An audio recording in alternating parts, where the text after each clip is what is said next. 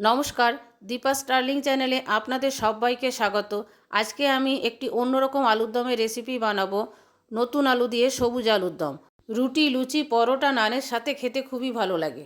আপনারা এই সময় প্রচুর পরিমাণে বাজারে নতুন আলু আর ধনেপাতা উঠেছে, চট করে বানিয়ে নিতে পারেন এই রেসিপিটা। নতুন আলু দিয়ে সবুজ আলুর দম বানাবার জন্য আমি এখানে 700 গ্রাম ছোট ছোট আলু সেদ্ধ করে খোসা ছাড়িয়ে রেখেছি। এখন একটা পেস্ট বানিয়ে নেব। দেব 1 মুঠো ধনেপাতা, 3টে কাঁচা লঙ্কা আর 2.5 চামচ টক দই। অল্প একটু জল দিয়ে পেস্টটা বানিয়ে নেব। একটা মিহি পেস্ট বানিয়ে নিলাম। কড়াইয়ের মধ্যে দেব সর্ষের তেল। তেলটা গরম হয়ে গেছে, সেদ্ধ করে রাখা আলুগুলো ভেজে নেব।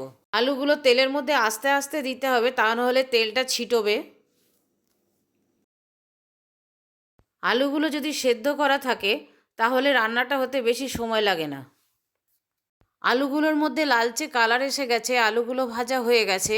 এবারে আলুগুলো তুলে নেব।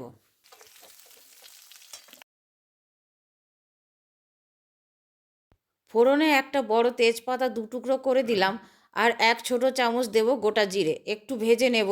এবারে দেব 2টো মিডিয়াম সাইজের পেঁয়াজ কুচোনো। পেঁয়াজটা ভেজে নেব যতক্ষণ পর্যন্ত না সফট হচ্ছে পেঁয়াজগুলো।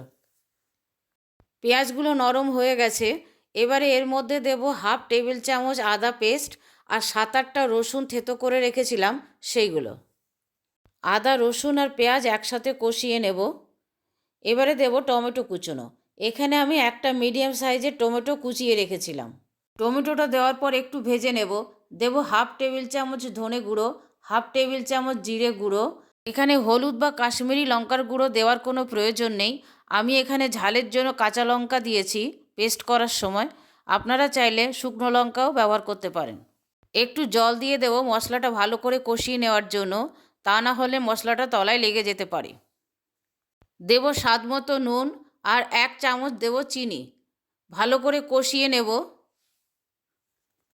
টমেটোগুলো সেদ্ধ হয়ে গেছে, মশলাটাও ভালো মতো কষানো হয়ে গেছে। দেব মটরশুঁটি আর দেব ভেজে রাখা আলু। সব কিছু একসাথে ভালো করে কষিয়ে নেব। খুব বেশি কষানোর দরকার নেই, কারণ আলুও আগে ভাজা হয়ে গেছে আর মশলাও ভালো মতো কষানো হয়ে গেছে। এবারে দই আর ধনেপাতার পেস্টটা দিয়ে দেব। হাফ দেব, পুরোটা দেব না। দেব পরিমাণ মতো জল, একটু গ্রেভি হবে সেই জন্য। সব কিছু নেড়ে ভালো করে মিশিয়ে নেব। দেব 1/4 চামচ গরম মশলা গুঁড়ো। এটা না চাইলে নাও দিতে পারেন। ধনেপাতার একটা নিজস্ব গন্ধ আছে, সেই জন্য এটা না দিলেও কোনো অসুবিধে নেই। আলুটা সেদ্ধ করে নেওয়া আছে বলে রান্নাটা হতে বেশি সময় লাগবে না। গ্রেভিটা ফুটে উঠেছে। এবারে ঢাকা দিয়ে রান্না হতে দেব 5 মিনিট। গ্যাসের ফ্লেমটা সিম করে দিয়েছি। 5 মিনিট পরে ঢাকাটা খুলব। গ্রেভিটা অনেকটা শুকিয়ে গেছে। এবারে বাকি ধনেপাতার পেস্টটা এর মধ্যে দিয়ে দেব। ভালো করে নেড়ে নেব।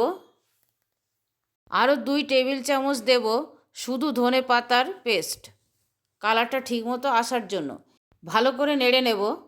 এখানে কালারটা ঠিকমতো বোঝা যাচ্ছে না লাইটের জন্য। ঠান্ডা হয়ে গেলে সবুজ হয়ে যাবে। এই রেসিপিটা আপনারা পেঁয়াজ রসুন ছাড়া নিরামিষও বানাতে পারেন। রুটি, পরোটা, লুচি, নান এইসবের সাথেও সার্ভ করতে পারেন। হয়ে গেল নতুন আলু দিয়ে সবুজ আলুর দম। আমার এই রেসিপির ভিডিওটা আপনাদের কেমন লাগলো কমেন্ট করে কমেন্ট বক্সে জানাবেন। ভালো লাগলে প্লিজ একটা লাইক করে দেবেন, শেয়ার করবেন আর সাবস্ক্রাইব করে বেল আইকনটা টিপে দেবেন পরবর্তী নোটিফিকেশনের জন্য।